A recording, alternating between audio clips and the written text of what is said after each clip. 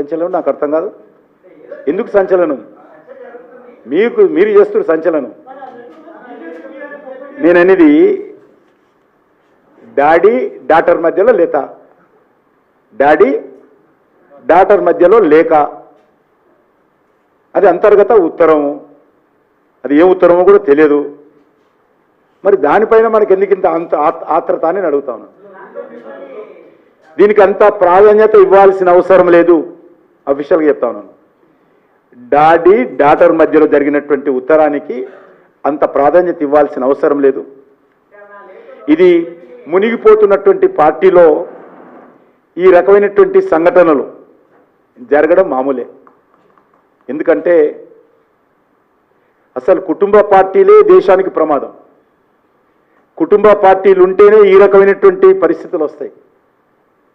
గతంలో కూడా చెప్పాము, ఈ కుటుంబ పార్టీలలో ప్రజాస్వామ్యం ఉండదు. ఈ కుటుంబ పార్టీలలో ప్రజల యొక్క సంక్షేమం ఉండదు. కుటుంబ సంక్షేమము, అధికారమే ప్రధానంగా ఉంటుంది. కాబట్టి అందులో ఈరోజు బీఆర్ఎస్ పార్టీ మునిగిపోతున్న నవలాంటి పార్టీ. ఈ పార్టీలో ఈ రకమైనటువంటి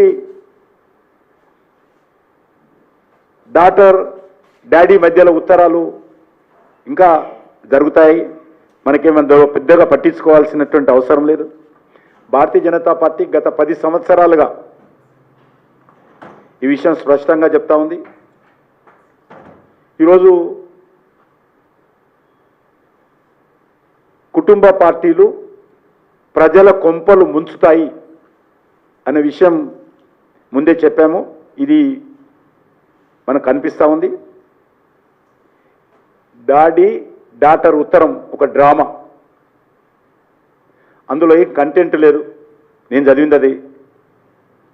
మరి ఆ కంటెంట్ ఏందో నాకైతే అర్థం కాలేదు. ఆ ఉత్తరం ఎందుకు రాసిందో అర్థం కాలేదు. డాడీ డాటర్ మధ్యలో మాటలు లేవనే విషయం ఇప్పుడే తెలిసింది. మేము ఇన్ని రోజులుగా చెప్తా ఉన్నాం, కేసీఆర్ ఏ రోజు కూడా ప్రజా సంఘాలను కానీ, రైతు సంఘాలను కానీ, రైతు కూలీ సంఘాలను కానీ, విద్యార్థి సంఘాలను కానీ, యువజన సంఘాలను కానీ, మహిళా సంఘాలను కానీ ఏ రోజు కలవలేదు. సొంత పార్టీ ఎమ్మెల్యేలను కలుస్తాడో తెలియదు, నాకు తెలియదు. అది కూడా అంతంత మాత్రమే. ప్రతిపక్ష పార్టీలో నేను కూడా ఆయన ముఖ్యమంత్రిగా ఉన్నప్పుడు సుమారు 14 సంవత్సరాలు ఎమ్మెల్యేగా ఉన్నాను. 10 సంవత్సరాలు ఎమ్మెల్యేగా ఉన్నాను. నేను టోటల్గా 15 సంవత్సరాలు. ముందు 5 సంవత్సరాలు, 15 సంవత్సరాలు, 5 సంవత్సరాలు అనేక మంది ముఖ్యమంత్రులు రెగ్యులర్గా అపాయింట్మెంట్ ఇచ్చేవాళ్ళు, కలిసేవాళ్ళు. ఈయన అపాయింట్మెంట్ ఇవ్వలేదు ఏ రోజు కూడా. నేను 2019లో మొదటిసారి కేంద్ర మంత్రి అయితే స్వయంగా నేను కలవడం కోసం ప్రయత్నం చేసిన, గౌరవంగా. కేంద్ర మంత్రి ఆయన తెలంగాణ నుంచి ఒక్కడినే, కానీ నాకే అపాయింట్మెంట్ ఇవ్వలేదు. కాబట్టి ఆ రోజు మేమందరం చెప్తే మరి ఇదే డాటరు మా పాట కాదు, మాది ప్రజాస్వామ్యం బట్టి అందరిని కలుస్తాడు మా డాడీ అని చెప్పింది. డాటర్ చెప్పింది ఆ రోజు. ఈరోజు ఆమెనే చెప్పింది, నువ్వు క్యాడర్ను కలుస్తలేవు, క్యాడర్ను కలుస్తాడని ఆమెనే చెప్పింది. కాబట్టి ఇది ఫ్యామిలీ పార్టీలలో ఈ రకమైనటువంటి సంఘటనలు ఉంటాయి. ఇది BRS party daddy daughter sun party. కాబట్టి ఈ సన్ పార్టీ ఇంకా మళ్ళీ సన్నీల స్ట్రోక్ పార్టీ. కాబట్టి ఇది 4 స్తంభాల ఆట ఈ పార్టీ.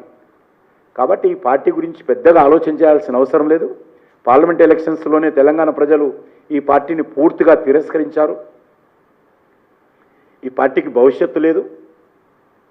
అందులో మాట చెప్పింది, టీఆర్ఎస్ క్యాడర్ కూడా తెలంగాణ రాష్ట్రంలో భారతీయ జనతా పార్టీ ప్రత్యామ్నాయము అని అనుకుంటున్నారు అన్నది. అనుకోవడం పెట్టి వాస్తవం కూడా అది పార్లమెంట్ ఎలక్షన్స్లో బయటపడ్డది. మీరు 2 నిమిషాలు తిట్టారు, 10 సంవత్సరాలు తిట్టింది సరిపోదా ఇంకా మమ్మల్ని? ఇంకా మీటింగ్లో తిడితే వెళ్ళిపోయింది. మునిగిపోయిన పార్టీ మమ్మల్ని తిడితేంది, తిట్టకపోతేంది. ఓడిపోయిన పార్టీ ఒక సీట్ రాలేదు, డిపాజిట్ రాలేదు, ఆ పార్టీ మమ్మల్ని తిడితేంది, తిట్టకుంటేంది.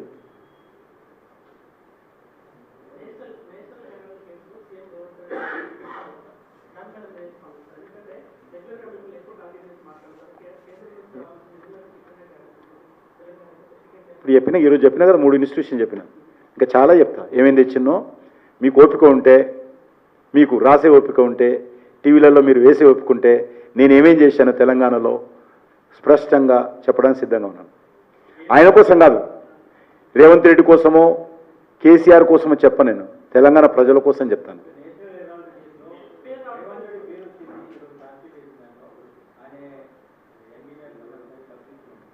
ఇప్పుడు అది ఒక ఇన్వెస్టిగేషన్ ఏజెన్సీ దర్యాప్తు చేస్తున్నప్పుడు బయటపడినట్టుగా వార్తలు వస్తూ ఉన్నాయి.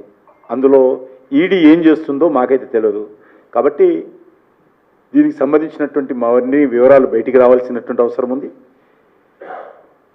Law will take own course. ఖచ్చితంగా చట్టబద్ధంగా న్యాయబద్ధంగా ఎవరు పొరపాటు చేసినా దానికి సంబంధించినటువంటి దర్యాప్తు జరగాల్సినటువంటి అవసరం ఉంది. కాబట్టి అంతకు మించి నా దగ్గర ఆధారాలు లేవు. నేను కూడా పేపర్లో చదువుకున్నాను. ఈడీకి మేము రోజువారీ మేమేం చెప్పము. అది స్వతంత్ర సంస్థ. ఆ సంస్థ దర్యాప్తు స్వతంత్రంగా చేస్తుంది. ఏం చేస్తున్నది ఈడీపీ తెలియదు. ఈడీ చెప్పాలి ప్రజలకు. ప్రజలకు చెప్పినప్పుడు కోర్టుకు చెప్పినప్పుడు తెలుసు. నేను ఇప్పుడు కూడా చెప్తున్నా, అది చాలా చిన్నది, సముద్రంలో నీటి చుక్కలాది ఆ యొక్క హెరాల్డ్ కేసు. చాలా పెద్ద ఎత్తున ఈ రాష్ట్రంలో RRR ట్యాక్స్ కాంగ్రెస్ పార్టీ అధికారంలోకి వచ్చిన తర్వాత పెద్ద ఎత్తున ఏ రకంగా వసూలు చేస్తున్నారో మీరు ఎవరిని అడిగినా చెప్తారు.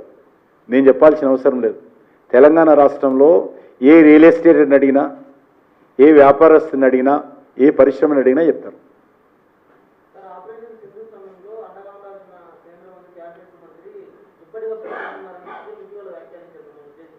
ఏడా ఎవరైనా అంటే నాకు అర్థం కాదు.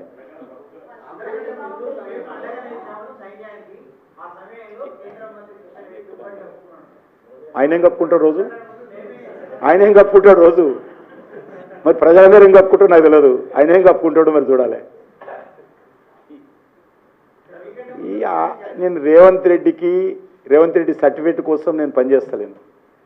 భారతీయ జనతా పార్టీ ఏంటో, భారతీయ జనతా పార్టీ ఏ రకంగా పోరాటం చేస్తుందో, ఈ ఉగ్రవాదానికి వ్యతిరేకంగా ఏ రకంగా పోరాటం చేశామో, నేను ఎమ్మెల్యే కాకముందు నుంచి భారతీయ జనతా యువమోర్చాలు ఉన్నప్పుడు దేశవ్యాప్తంగా అనేక సదస్సులు పెట్టి నేను కార్యక్రమం చేశాను. కాబట్టి ఇంటర్నేషనల్ లెవెల్లో సంస్థను ఏర్పాటు చేసి అనేక దేశాలకు పర్యటించాను నేను ఉగ్రవాద విషయంలో. నాకు రేవంత్ రెడ్డి లాంటి వ్యక్తి యొక్క సర్టిఫికెట్ అవసరం లేదు. నేను దుప్పటి కప్పు రోజు పట్టుకుంటాను. ఆయన ఏం కప్పు పట్టుకుంటూ ఆయన చెప్పాలి.